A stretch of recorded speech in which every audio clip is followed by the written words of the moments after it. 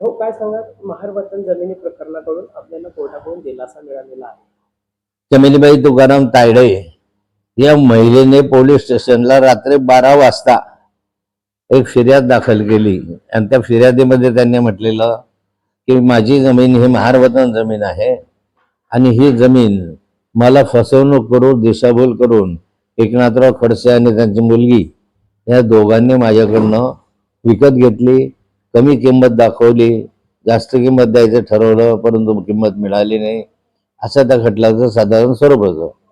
न्यायालयामध्ये अटकपूर्व जामीनसाठी मी गेलो असताना न्यायालयाने काही निरीक्षण या संदर्भामध्ये नोंदवलंय आणि त्यामध्ये सर्वप्रथम त्यांनी सांगितलं की ही जमीन जी दिसते आहे या जमिनीच्या संदर्भामध्ये व्यवहार हा 25 वर्षापूर्वी झालेला आहे आणि 24-25 वर्षानंतर फिर्याद दाखल करणं हे संशयास्पद वाटतं.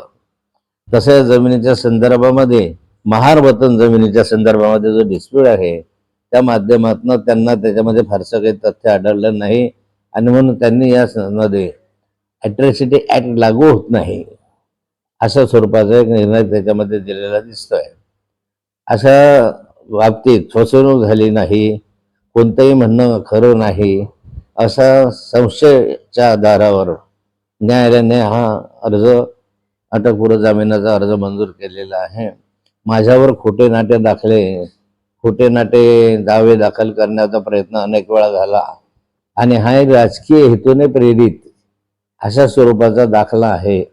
राजकीय हेतूने प्रेरित आहे खटला असं न्यायालयानेच म्हटलेलं आहे. त्यामुळे आता काही शिक्कामोर्तब करायची गरज नाही. आता माझे जे मित्र आहेत सगळे आजूबाजूचे हे मित्र असे वारंवार खोटे नाटे दावे दाखल करून मला बदनाम करण्याचा प्रयत्न करतात. रात्री 12 वाजता कुठे फिर्याद दाखल होते आणि त्यात महार वतन वगैरे ह्या जमिनी नाही आणि त्या आता हळूहळू न्यायालयामध्ये सिद्ध व्हायला लागलेल्या आहे.